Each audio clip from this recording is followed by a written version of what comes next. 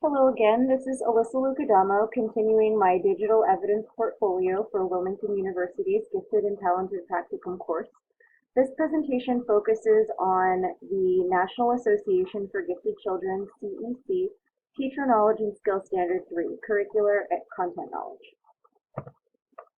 Standard 3 requires that beginning gifted education professionals use knowledge of general and specialized curricula to advance learning for individuals with gifts and talents.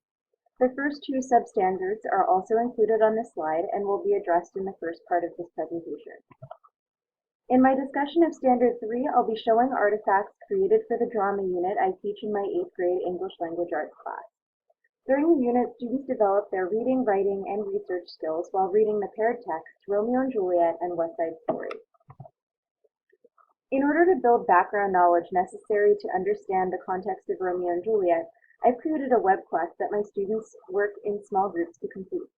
This web quest demonstrates my progress toward the mastery of Standard 3.1. The web quest encourages students to make connections between ELA and other disciplines, including social studies, the performing arts, and science. Groups of students research varied topics from the politics of Elizabethan England to the effects of the bubonic plague on Elizabethan society, and the role of women in 16th century families. Though these topics may seem tangential to the content of the play, they were selected specifically to address common areas of confusion among students. Students frequently ask questions during reading, such as, why does everyone have to listen to the prince? And why does everyone believe Juliet is dead? And why doesn't Juliet just run away from her parents? But by conducting research, students gain background knowledge that enables them to answer these questions for themselves and for their classmates as they arise. The web quest provides students in each group with a variety of sources, including both text and video links like the ones pictured in the middle of this slide. By conducting research using reliable sources, students become acquainted with the tools of the discipline of literary scholarship. They're also able to use technology to organize and present information they've learned to their peers. Students are provided with a packet to guide them in gathering information. The packet guides students to make inferences and connections based on the facts they learn. For example, on this page of the packet, students are asked what languages Shakespeare may have learned in school, and then are asked to speculate on what effect that knowledge may have had on his writing. The next artifact is an assignment that I use to help students enhance their creativity, while also providing an in-depth look at Shakespeare's language. In this activity, students take the famous balcony scene in Romeo and Juliet and adapt it with modern language, characters, and settings. This artifact shows my progress toward achieving Standard 3.2 because it encourages students to use the analytical as well as creative skills.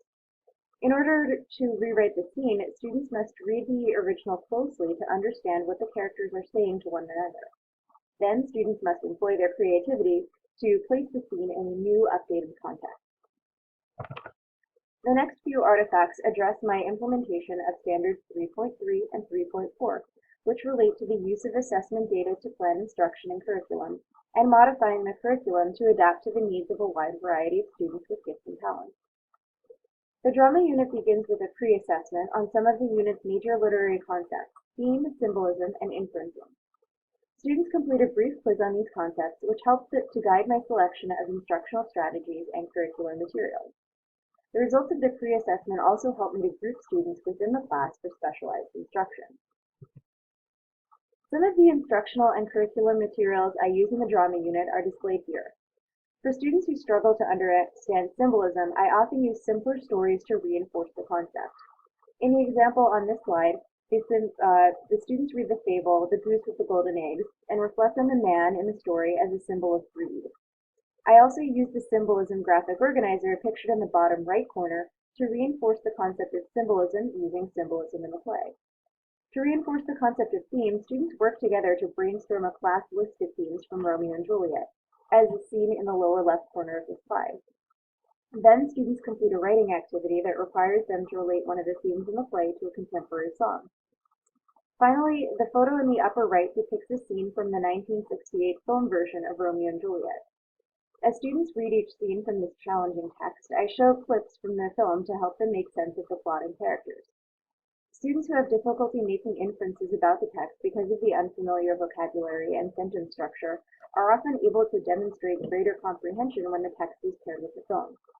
This also opens up opportunities for class discussions on the differences between the book and the film, and the directorial choices made in the film. Each of these artifacts demonstrates my implementation of Standard 3.3. Not all of these curricular materials are necessary or appropriate for every student. Having a wide range of options is important because it allows me to select the strategies and materials that will best meet my students' needs based on the data from the pre-assessment.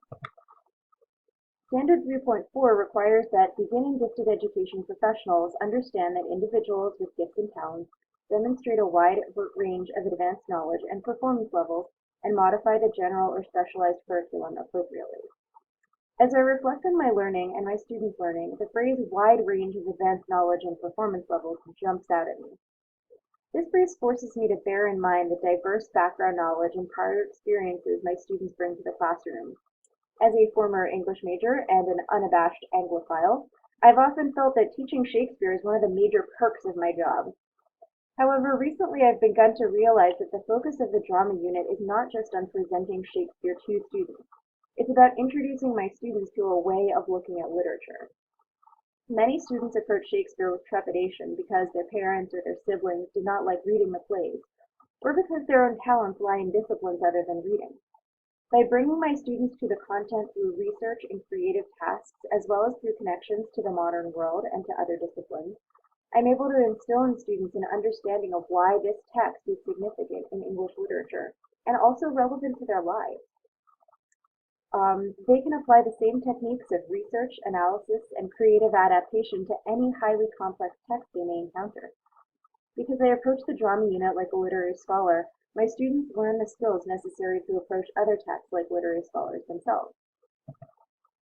My references are included in this last slide, and once again, I thank you for listening to my presentation.